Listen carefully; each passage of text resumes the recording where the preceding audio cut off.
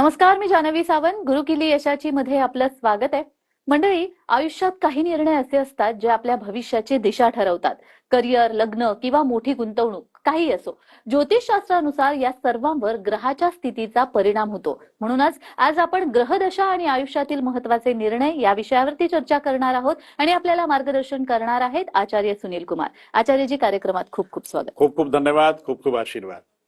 तर चर्चेला सुरुवात करण्याआधी मी आचार्यजींची थोडक्यात ओळख करून देते. आचार्य सुनील कुमार हे गेली 22 वर्ष भाग्य परिवर्तनच्या माध्यमातून घरातील प्रत्येक अडचणींवर योग्य आणि फलदायी मार्ग दाखवत आलेले असल्यामुळे संपूर्ण महाराष्ट्रासह अमेरिकेत, कॅलिफोर्निया, दुबईपासून देशात दिल्ली, गुडगाव, हैदराबाद, गोवा, इंदौर आणि महाराष्ट्रामध्ये छत्रपती संभाजीनगर, पुणे, नाशिक, मुंबई येथे त्यांची सेंटर्स आहेत. आपणास आपल्या कुठल्याही प्रकारच्या समस्यांवर हमखास उपाय हवा असल्यास स्क्रीनवर दिलेल्या फोन नंबरवर संपर्क साधून आपलं शंका निरसन करून घेऊ शकता. चला तर मग चर्चेला सुरुवात करूया. आचार्यजी, ज्योतिषशास्त्रानुसार ग्रह दशा म्हणजे नेमकं काय आणि आपल्या आयुष्यावर त्याचा कसा परिणाम होतो? हो, प्रश्न खूप चांगला आहे तुमचा. ग्रहदशा म्हणजे काय? आता ग्रहदशावर आपण थोडासा चर्चा करू. ग्रहाची महादशा, अंतर्दशा आणि प्रत्यंतर दशा आणि प्रत्यंतर दशा या प्रकारचे दशा असतात. आणि वेगळे वेगळे ग्रह आणि वेगळी वेगळी दशा आणि त्यांचा वेगळा वेगळा काल. जसं जर बघितलं, जर तुमची कुंडलीमध्ये सूर्याची महादशा चालू आहे तर सूर्याची महादशा किती वर्ष राहणार? 7 वर्ष. कुंडलीमध्ये गुरुची महादशा चालू आहे, किती वर्ष राहणार? 16 वर्ष. शनीची महादशा चालू, आता लोकांना हे माहिती आहे की जर 7.5 आली तर 7.5 वर्ष राशीवरती आपला 7.5 राहणार, शनीची 7.5. पण लोकांना हे माहित नाही आहे की जर शनीची महादशा आली तर महादशा 19 वर्षासाठी शनी महादशा राहते. 19 वर्ष. तर यांचे वेगळे वेगळे ग्रह आणि त्यांची वेगळी वेगळी महादशा आणि वेगळा वेगळा काल. तर आपल्याला एक लक्ष दिलं पाहिजे. जर आपली कुंडलीमध्ये सूर्यग्रह चांगला आहे आणि त्याची दशा चालू झाली तर हा तुमच्यासाठी एक प्रकारचा राजयोग असू शकतो. कुंडलीमध्ये जर बुधची महादशा चालू आहे आणि बुध योग कारक आहे, पण आपलं लक्षात म्हणजे आपल्याला लक्षात देत नाही आणि बुध ग्रह दशा आली आणि ती गेली किंवा दुसऱ्या ग्रहाची दशा आली आणि गेली, तर त्याच्यामध्ये जर आपण काही केलंच नाही, काही रिस्क नाही घेतात तर लाभ कसं होणार? तर आपल्याला याकडे थोडंसं लक्ष दिलं पाहिजे की आपली कुंडलीमध्ये कोणती महादशा चालू आहे, कोणती दशा चालू आहे आणि ज्या ग्रहाची दशा चालू आहे ना तो ग्रह आपली कुंडलीमध्ये योगकारक आहे की दोषकारक आहे, याच्याबरोबर लक्ष दिलं पाहिजे. दोषकारक असेल तर त्याचे उपाय काय? कारण की कुठलाही म्हणजे कोणताही ग्रह असू द्या, त्याची महादशा चालू झाली गेले 7, 8, 10 वर्ष कमी ते कमी, आणि तो ग्रह जर दोषकारक असेल तर तुम्हाला दर महिन्यात, दर 2 महिन्यात काही ना काही प्रॉब्लेम्स तुम्हाला चालू राहणार. कधी हेल्थ इश्यूज, कधी मानसिक प्रॉब्लेम, कधी आर्थिक प्रॉब्लेम, म्हणजे काही ना काही समस्या सतत राहणार तुमच्याकडे. तर त्यासाठी त्याचे उपाय करणं खूप गरजेचं आहे.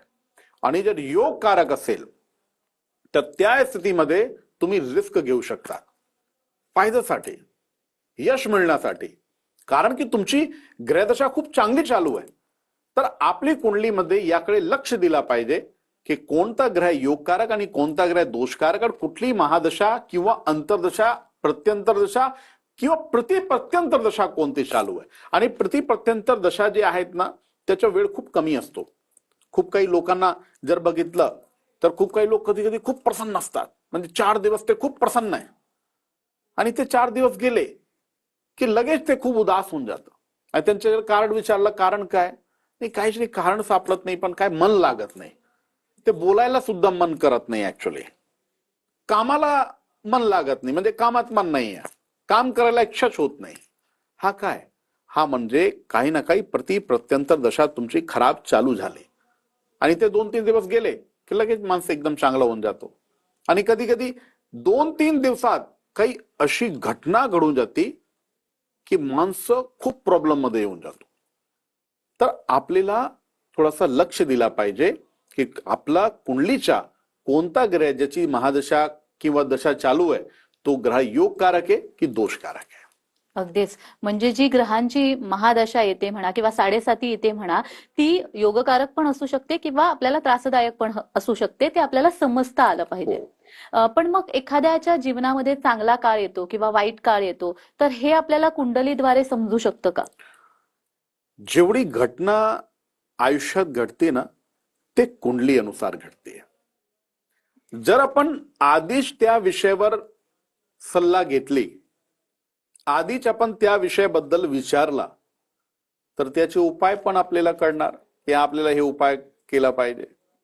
पण घडल्यानंतर जर तुम्ही करता, तर घटना तर घडली, आता तुम्ही फक्त त्याला थोडासा त्याचा प्रभाव कमी करण्यासाठी तुम्ही उपाय करू शकतात.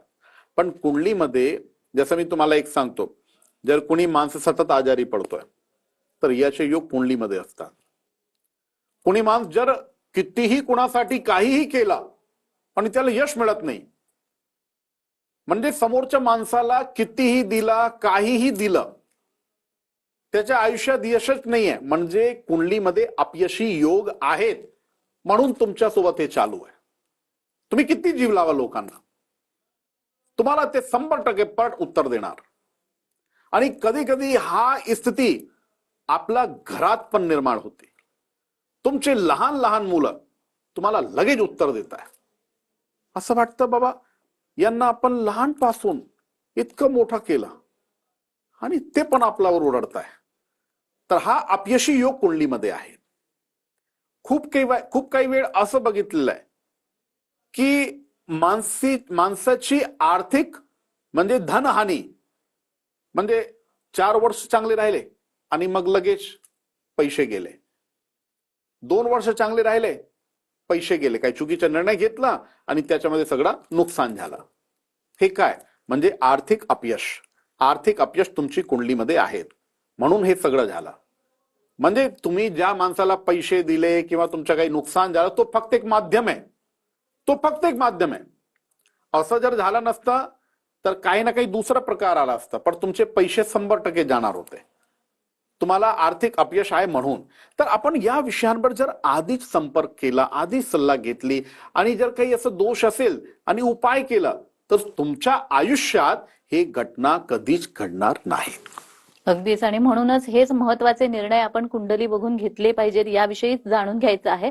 मात्र प्रेक्षकांमधून फोन आलेले आहेत. अंजली जाधव सोलापूरहून आपल्याशी जोडल्या गेलेल्या आहेत. अंजलीजी, माझा आवाज येत असेल तर तुमचा प्रश्न विचारा. हो, येते आवाज. बोला. जन्मतारीख सांगा बेटा. तारीख 17 एप्रिल 1992. वेळ काय? वेळ सायंकाळी 5:45. जन्म ठिकाण? हो, जन्म ठिकाण जन्म ठिकाण लातूर.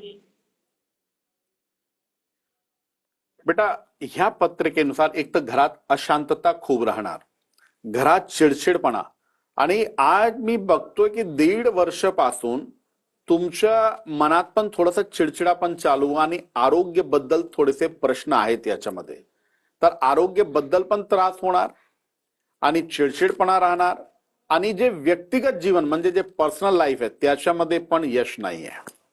मला एक सांगा, जे मी तुम्हाला आता एक प्रश्न विचारला की आता काही चिडचिड वाढू लागली का बेटा आपली?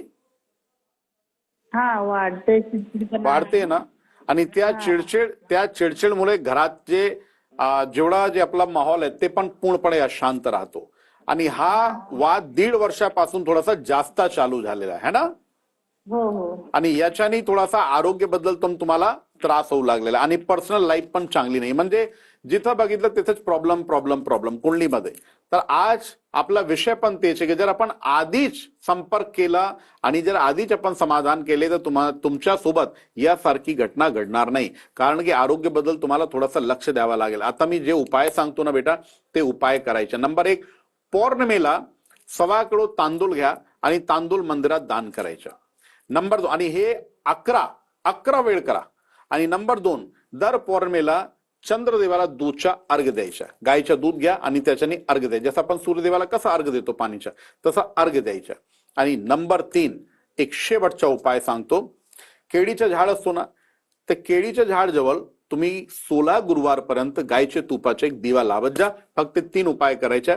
चिडचिड होणार नाही, आरोग्याबद्दल, पर्सनल लाईफ एकदम चांगली होणार. काही काळजी करू नका. खूप खूप आशीर्वाद. मला वाटतं अंजलीजींना त्यांच्या प्रश्नाचं उत्तर मिळालं असेलच. तुम्हालाही जर अशा काही समस्या असतील तर स्क्रीनवर दिलेल्या फोन नंबरवर नक्की संपर्क करा. आचार्यजी, आता मला थोडंसं करिअर विषयी विचारायचंय की बऱ्याच जणांना नोकरी बदलताना किंवा व्यवसाय बदलताना खूप टेन्शन येत असतं. मग जेव्हा आपल्याला नोकरी बदलायची असेल, दुसऱ्या ठिकाणी जॉब करायचा असेल किंवा आपल्याला व्यवसाय चेंज करायचा असेल, तर आपल्या कुंडलीमध्ये पाहून असा योग्य काळ ठरवता येतो का? हो, एकदम म्हणजे इतका चांगला प्रश्न विचारला तुम्ही. खूप काही लोक काय करताय, आधी करिअर चूज करताय आणि त्यांना जेव्हा सक्सेस मिळत नाही ना, 2 वर्ष ट्राय केला, 3 वर्ष ट्राय केला आणि मग ते प्रश्न विचारताय, गुरुजींकडे जाताय. गुरुजी 4 वर्ष झाले आम्ही या फील्डमध्ये काम करतोय पण आपल्याला यशच मिळत नाही. मी सगळ्यांना एक विनंती करतो की तुम्ही कॅरियर चूज करायच्या आधी तुम्ही प्रश्न विचारा.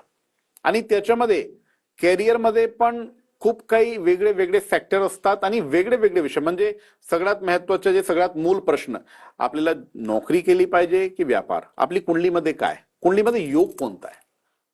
आणि नंबर 2, व्यापार केला पाहिजे तर कुठली दिशेला. व्यापार तर खूप असतात, लाखो व्यापार आहे.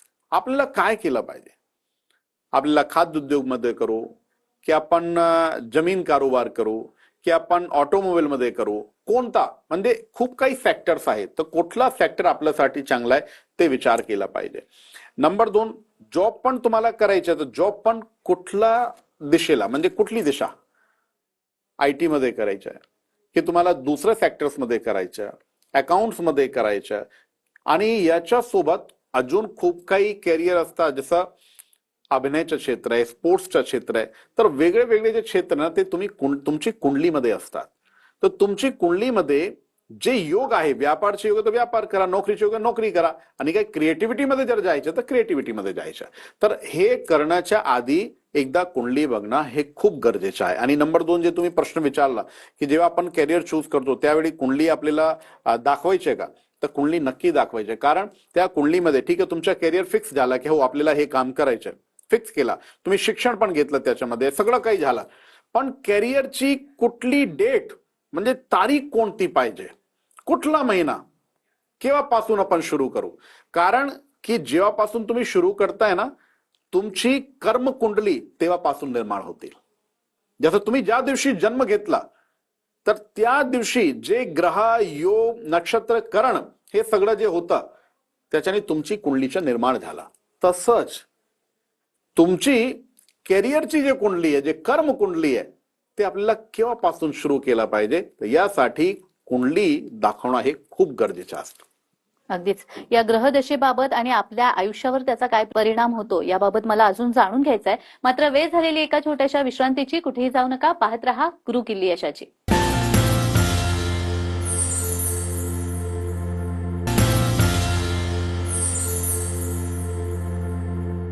विश्रांतीनंतर सर्वांचं पुन्हा एकदा स्वागत आहे. आज आपण ग्रहदशा आणि आयुष्यातील महत्वाचे निर्णय या विषयासंदर्भात बोलतो आहोत आणि आपल्याला मार्गदर्शन करतायत आचार्य सुनील कुमार. आचार्यजी, पुढे जाण्याआधी प्रेक्षकांमधून फोन आलेले आहेत. आपल्यासोबत ठाण्याहून साक्षी पोद्दार जोडल्या गेलेल्या आहेत. साक्षीजी, माझा आवाज येत असेल तर तुमचा प्रश्न विचारा. हो हो, मला आवाज येतोय. जन्मतारीख सांगा बेटा. 15 ऑक्टोबर 2002. हा तुमचा आहे का? हो, माझं नाव साक्षी आहे पण माझं अक्षराने नाव जान्हवी आहे. ठीक आहे. आणि जन्म वेळ काय बेटा? सकाळचे 7:45. जन्म ठिकाण? ठाणे.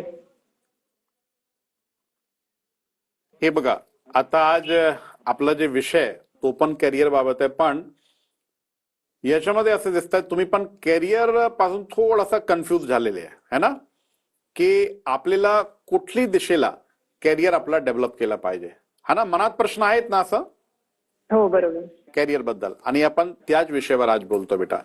सगळ्यात आधी मी तुम्हाला सांगतो, तुमच्या कॅरियर इकडची अपेक्षा जर तुम्ही वेस्टर्न कंट्री, युरोपियन कंट्री त्याकडे जर थोडासा लक्ष दिला आणि तिथं तुम्ही अप्लाय केला, तिथं तुम्हाला खूप चांगला कॅरियर मिळणार.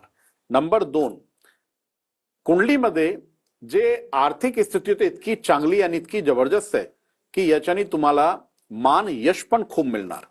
आणि 2035 पर्यंत हा जे दशा चालू आहे ना आपली ते खूप चांगली येते. याच्यामध्ये तुम्ही एक रिस्क पण घेऊ शकतात. म्हणजे फायनान्शियल ऍसेट्स जर आपल्याला बनवायच्या, फायनान्शियल ऍसेट्स साठी तुम्ही जर रिस्क घेतला तर त्याच्यामध्ये खूप तुम्हाला जबरदस्त लाभ होणार. फक्त एक लक्ष ठेवा, कॅरियरमध्ये काही असं म्हणजे हा प्रश्न असा नाही आहे की काही प्रॉब्लेम येणार तुम्हाला, पण आरोग्याबद्दल थोडासा चिंताजनक विषय आहे. आरोग्यासाठी थोडंसं लक्ष द्यावं लागेल. त्यासाठी काय करायचं ते मी उपाय सांगतो. दररोज सूर्यदेवाला तुम्ही अर्घ द्या. नंबर 2, एक माणिक म्हणून एक खडा असतो ते माणिक घाला. आणि नंबर 3, ज्या दिवशी म्हणजे अमावस्याच्या दिवशी तुमच्याकडे पण वेळ असेल तर त्या दिवशी तुम्ही वजनी बरोबर सप्तधान्य दान करून टाका. हे 3 उपाय केल्यानंतर आरोग्याबद्दल पण मुक्तता मिळणार आणि कॅरियरमध्ये जे तुम्हाला सांगितलंय ते कॅरियरला तुम्ही लागा आणि बाहेरसाठी जास्त प्रयत्न करा. तुम्हाला जबरदस्त यश मिळणार. खूप खूप आशीर्वाद. साक्षी पोद्दार यांना त्यांच्या प्रश्नाचं उत्तर मिळालेलं आहे. तुम्हालाही जर अशा काही समस्या असतील तर स्क्रीनवर दिलेल्या फोन नंबरवर नक्की संपर्क करा. आचार्यजी, माझा पुढचा प्रश्नही हाच आहे, कारण साक्षीजींना देखील त्यांच्या करिअर संदर्भात विचारायचं होतं. तर आपण बघतो की सध्या अनेकांना, विशेषतः तरुणांना करिअर संदर्भात बरेच संभ्रम असतात. तर ज्योतिषशास्त्राद्वारे याचं मार्गदर्शन मिळू शकतं का? हो, जसं मी आधी सांगितलं की कुंडलीमध्ये वेगळे वेगळे योग आणि ग्रहदशा आणि ग्रह असतात. जसं तुमचं शनी चांगला आहे तर त्या स्थितीमध्ये तुम्ही कन्फ्युज आहे, आपल्याला मार्केटिंगमध्ये जायचं, आपल्याला फायनान्समध्ये जायचं, IT सेक्टरमध्ये जायचं, तर त्यासाठी मार्केटिंग IT सेक्टर खूप चांगला आहे. खूप काही लोकांना ते गणितज्ञ जास्त असतात, म्हणजे त्यांना चार्टर्ड अकाउंटंट बनायचं आणि त्यांचा स्वप्न असतो नाही मला चार्टर्ड अकाउंटंट बनायचं. पण बुध ग्रह चांगलं जर कुंडलीमध्ये नसेल तर त्यांना खूप अडचणी येतात. म्हणजे प्रयत्न करणार तुम्ही पण प्रयत्नामध्ये यश मिळत नाही. तर यश मिळण्यासाठी आपल्याला बुध योगकारक पाहिजे आणि जे योगकारक नसेल त्याच्यावर उपाय केले पाहिजे. म्हणजे कुंडलीमध्ये तुमची ग्रह सत्ता आणि ग्रह योग हा खूप महत्वाचा असतो. म्हणजे तुम्ही जर जेव्हा 10th 12th किंवा तुम्ही ग्रॅज्युएशन करताय आणि जे आता अभिभावक पण खूप प्रोग्राम बघताय तर त्यांना मी सांगतो तुम्ही पण तुमच्या मुलांसाठी त्यांच्या जे कॅरियर, त्यांचं जे भवितव्य आहे ते आधी त्यासाठी प्रश्न विचारायचे, आधी त्याच्यावरती कन्सल्ट करायचं.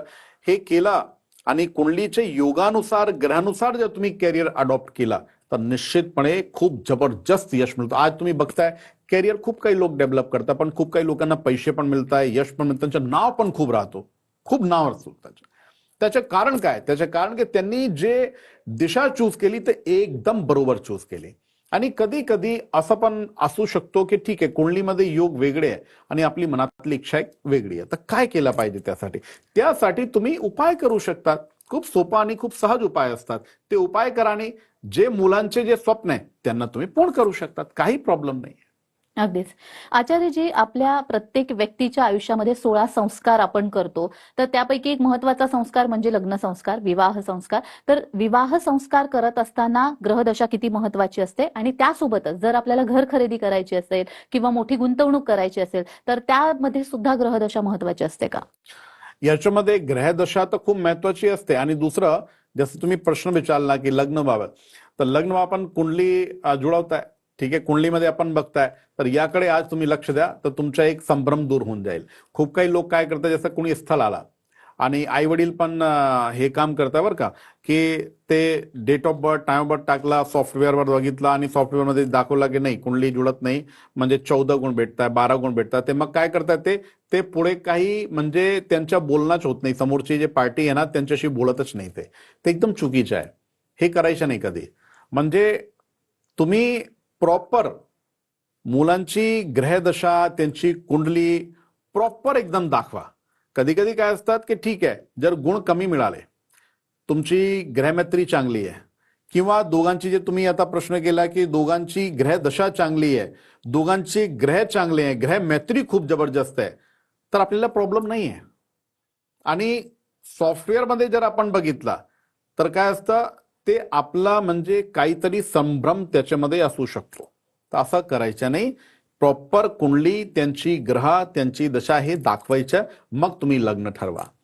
आणि दुसरा प्रश्न जे तुम्ही केला की आपण जेव्हा कॅरियर बद्दल किंवा काही आपल्याला डिसिजन घ्यायच्या किंवा आपल्याला काही निवेश करायचा, तर आपण त्यासाठी काय करू? तर त्यासाठी आपल्याला ग्रहदशा बघितणं हे खूप गरजेचं आहे. त्याचं कारण काय, आपण जर निवेश केला, इन्व्हेस्टमेंट केली, पैसे आपल्याकडनं गेले आणि जर तो चुकीचा डिसिजन राहिला तर निश्चितपणे त्याचा लॉस तुम्हाला बेअर करावा लागेल.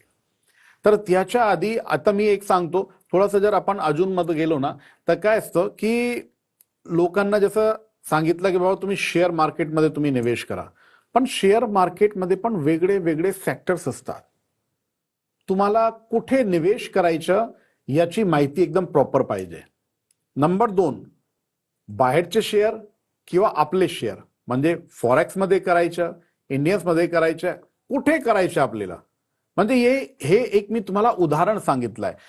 परिपूर्ण परिपक्व माहिती आपल्याकडे पाहिजे, मग तुम्ही निवेश करा. आणि त्याच्या उत्तर 100% तुमची कुंडलीमध्ये आहेत. कुंडलीमध्ये ग्रहदशा, योग हे सगळं बघून मग तुम्ही डिसिजन घ्या. अगदीच, म्हणजे जसं तुम्ही म्हणालात की ग्रहदशा ही योगकारक असू शकते किंवा त्रासदायक सुद्धा असू शकते आणि आपल्या आयुष्यातील महत्वाच्या निर्णयावरती सुद्धा त्याचा परिणाम होत असतो. खरंच आचार्यजी, तुम्ही इथे आलात आणि खूप छान मार्गदर्शन केलं, त्यासाठी खूप खूप धन्यवाद. खूप खूप धन्यवाद आणि आशीर्वाद. श्रीर्वर्चस्वमायुष मार्गम माविदचरम मयिते धनम धान्यम पशुम भपुत्र पौत्र लाभम शत संवत्सरम दीर्घमायुः. खूप खूप आशीर्वाद. तर गुरुकिल्ली यशाची मध्ये आज आपण इथेच थांबतोय. पुन्हा भेटूया एका नवीन विषयासह. तुम्ही कुठेही जाऊ नका, पाहत रहा TV9 मराठी.